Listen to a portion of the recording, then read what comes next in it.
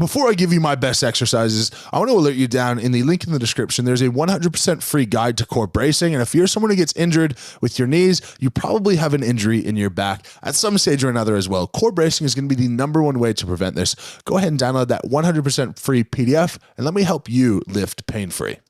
Knee pain is something virtually everyone deals with at the gym, but it's something you don't have to. Now, one of the biggest misnomers is that squatting and lifting heavy does cause knee pain, but it's just not true. What it does cause is someone who already would have had knee pain to feel that earlier.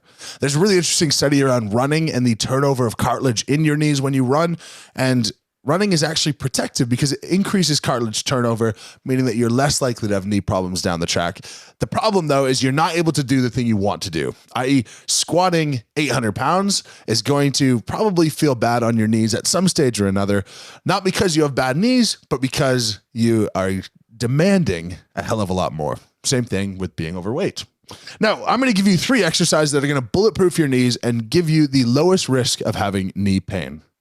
First off, we're going with eccentric hamstring curls or Nordic curls. Anyone who's had any sort of ACL injury or knee instability knows that this is an absolute go-to. The reason for this is that this performs the exact same function as the ACL. Now, if you tear your ACL, you have virtually a 100% chance of having chronic long-term knee degeneration, likely leading to a knee replacement requirement. This is because the tibia shifts on the femur, and when it does, this degrades cartilage very, very quickly. If you can get eccentric hamstring curls or Nordic curls going, this is going to lead to greater knee stability. Greater knee stability means less cartilage degeneration. Less cartilage degeneration means that you are going to be healthier. Now let's address degeneration quickly.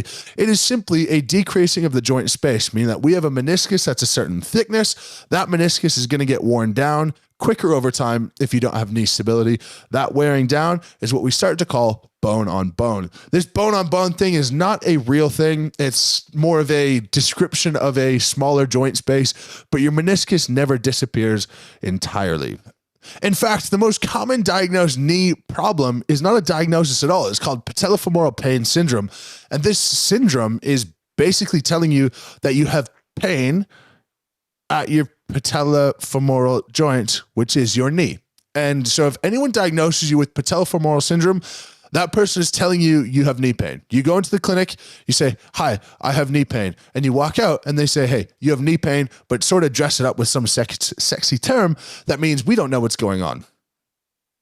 Next exercise is Spanish squats. Now, Spanish squats, for those of you who don't know it, is when you put a band around the back of your knee, you stretch it as much as you can, and you squat as upright as possible.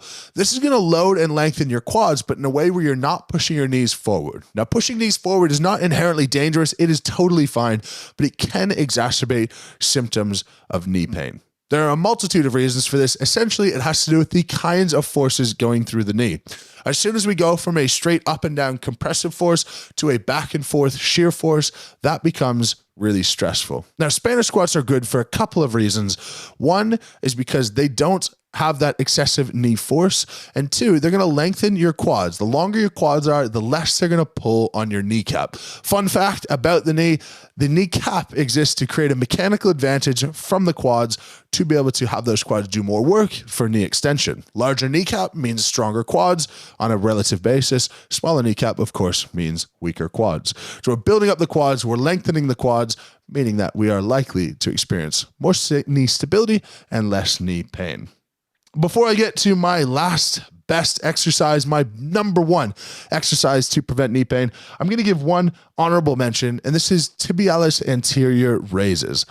These are where you put your heel into the ground and you raise your toes. You can do this very simply with your back up against a wall, and it's a very small range of motion, but increasing your ability to plant or flex with control is going to mean that anytime you're walking, you don't slam your foot into the ground. You're able to control your foot into the ground. The upstream effects of if you slam your foot into the ground is that your knee is going to shoot forward. If your knee shoots forward, your quads are going to take the brunt of the work, and your knees, of course, are going to then have downstream negative effects from your quads doing excess work and your knees having excess range of motion for a given movement. Now, my #1 knee pain exercise is something that none of you probably would have thought of.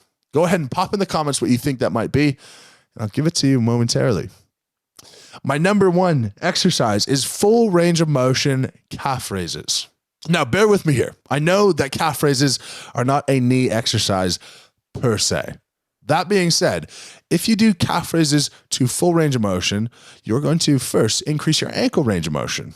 This is useful in a couple of ways. If you don't have good ankle range of motion and you push forward with your knees, you're going to come up onto your toes. You're going to lose all strength in the ankle joint and rely solely on knee strength, on quad strength to be able to get this done.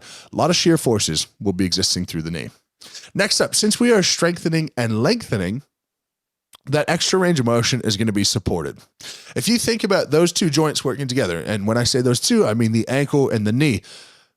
If you can press your toes into the ground, and you feel free to do this right now, press your toes into the ground and notice what happens to your knee. Your knee is going to come backwards because naturally plantar flexion, when you push your foot down, is working against your knee going forward. Now, even if your knee does go forward, if you have stronger calves, it's going to be much less likely that that knee is going to take 100% of the load. Let's say your calf is resisting that movement by 20 kilos of force. That's 20 kilos of force that you don't have to be doing with your quads. If we're doing less work with our quads, we have more activity going on in our calves by stabilizing the ankle. Biomechanically, this is going to reduce the pain in our knees. Now, important to note, there are two calf muscles, the soleus muscle and the gastrocs. Only one of those crosses the knee joint, and that is the gastrocs. Now, I know you're going to think, I'm going to say, then work the gastrocs because that's going to support the knee. No. When our knee pushes forward, inherently, it's going to bend. When it bends, it's taking our gastrocs away from resting length. Our soleus sitting underneath, the big chunky muscle just above your Achilles tendon, that muscle is now the strongest plantar flexor of the foot and of the ankle. Meaning that if we strengthen the soleus muscle and we resist that movement when we are in knee flexion, we're going to be off to the races. Your soleus muscle is a very, very strong fatigue resistant postural muscle. So when we train a postural muscle, the frequency becomes really important. This must be done at very high frequencies, 3 to 4 times a week, and it must be done in very high rep ranges. So we're going to work these for sets of 15 to 25 and do 3 to 4 sets. It's going to be incredibly uncomfortable, but it's extraordinarily rare that you're able to get severe DOMs in your soleus muscle after an initial phase of becoming accustomed to lifting weight with them in the first place. Once you do that, you should be able to tolerate pretty high volumes, pretty reasonable intensities, and strengthen your calves quite quickly. So not only do we have full range of motion calf raises, but it must be full range of motion seated calf raises. When you're squatting, when you're lunging, when you're lifting, you generally are moving big weight when you have a bent knee. This is what exacerbates knee pain the most. Now, strengthening by doing seated calf raises is going to mean that we are resisting in the same pattern that causes the most pain on average. Get stuck into these exercises, and this should get you well on the path to improving your knee pain or preventing your knee pain forever.